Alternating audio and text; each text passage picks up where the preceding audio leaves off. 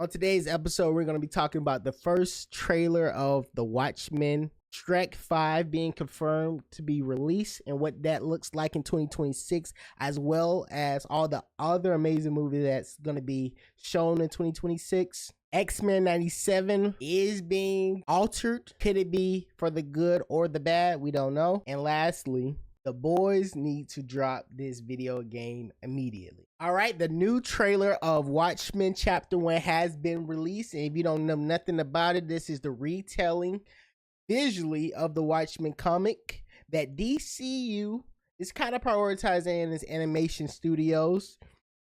I, for one, will be in attendance. I love the Watchmen movie, but more like the Watchmen series that came out some years ago that was following the next generation of Watchmen, led by Regina King. And if this iteration of Watchmen can kind of re-energize the want of Watchmen content, I'm here for it. It is styled in the way of the What If series from MCU, and I know they kind of churning those bad boys out. So I think it's a good part on the DCU by using this type of animation that seems like easy to do, and they can release rather quickly and give stories from the comics that people are yearning to see instead of doing a what if scenario. I think MCU kind of need to steer themselves away from the what if concept, because the what if series, at least for me, ain't it. Comment down below, tell me if I'm tripping, but I hate the what if series. Like, I don't care nothing about it. I think I probably watched 1 or 2 episodes,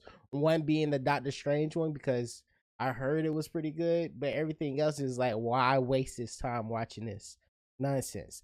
In comparison to the DCU, I'm intrigued because I don't like reading that much, and the story of Watchmen is kind of faded in my memory. So it's great add-in to relive the comic. The internet was ablaze yesterday with the news of a upcoming Shrek 5 being finally confirmed. We done heard rumors and speculations for the longest, but we finally get an actual release date of the project, which is going to be hitting us in 2 years.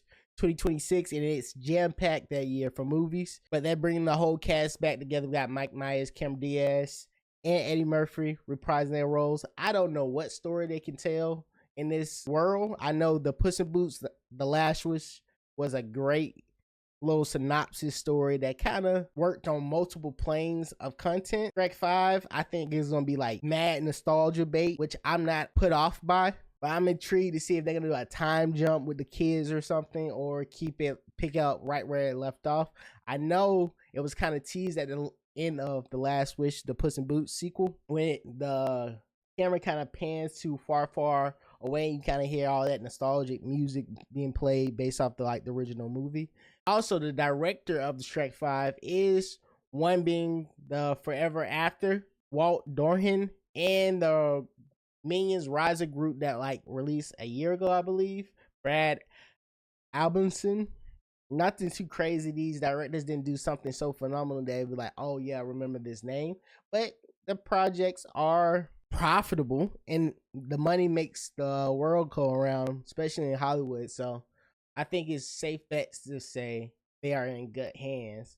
But kind of pivoting to a little side topic when it comes to this, let's focus on how 2026 is going to be stacked for movies. That's 2 years. Hopefully this channel, I keep consistently going so we can kind of enjoy this together.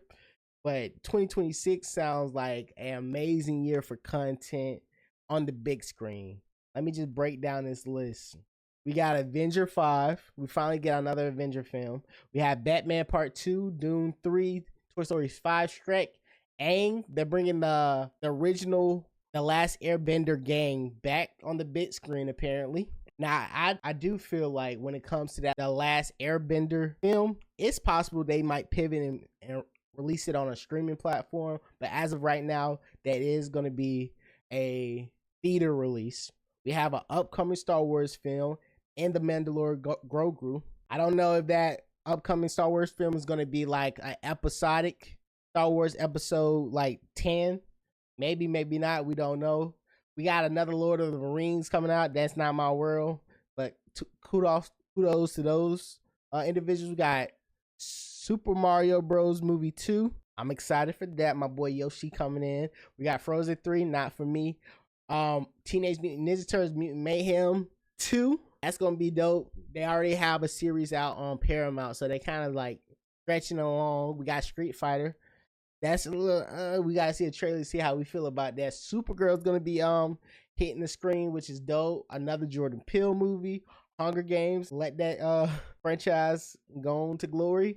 And then we have a live action Moana. So 2026 is gonna be crazy the whole year. Tell me in the comment section which movie you most excited about. I for one is excited for the Avengers, Batman, The Last Airbender, Super Mario, a little bit of the Teenage Mutant Ninja Turtles, and the Supergirl movie. That was my top. I like Jordan Peele depending on what world he kind of paints with.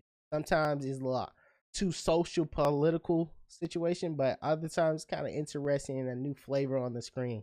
Moving on, we have some news via Deadline that the next season and the third season of X-Men 97 is now being developed.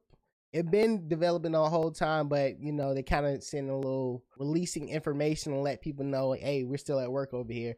But the scary thing about this is one of the writers for What If, and I already told you how I feel about the What If series in the MCU, is set to write X-Men 97 season 3, as well as he revised the original head writer Bo DeMayo plans for season 2. So I don't know how we feel about this situation. If you watch or you've been subscribed to this channel and experience X-Men 97s on a weekly basis with us, you should be aware of how much we kind of coveted that series and like how it made the fan base feel.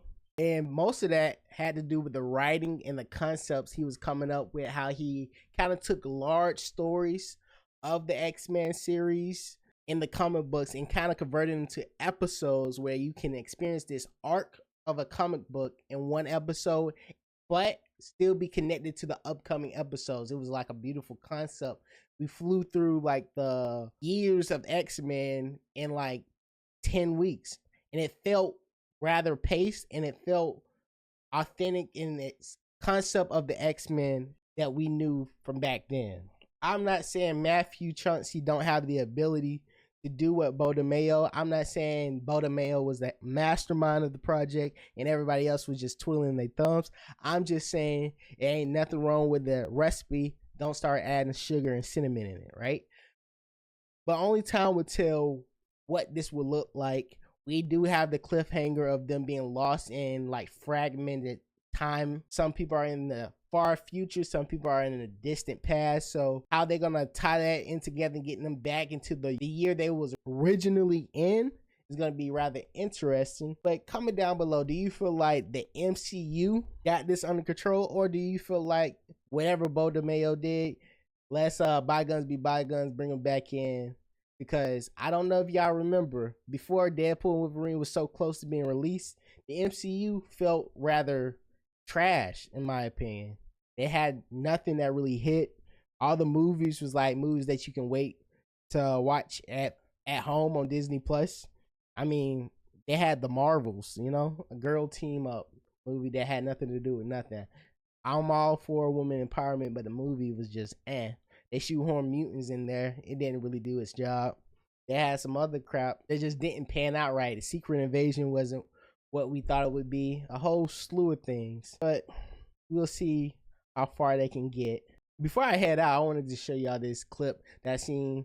And it was basically a demo of what The Boys video game could possibly look like. And I ain't gonna lie, this junk look pretty dope. It's like GTA but super powered. You know, The Boys is being operated under the umbrella of the Amazon, so they for sure have the finances to do so. I think they need to get on it, because that right there looks dope. Shout out to whoever created it. I couldn't find the creator. I was trying to find it, but mayhem. Now for sure something's clearly wrong with me, as well as 73,000 people on Earth, because this is very destructive. Y'all think like GTA was bad. Give them superpowers, it might be even worse. I'm Low, this is Community, and I see you in another video. No! What are you waiting for?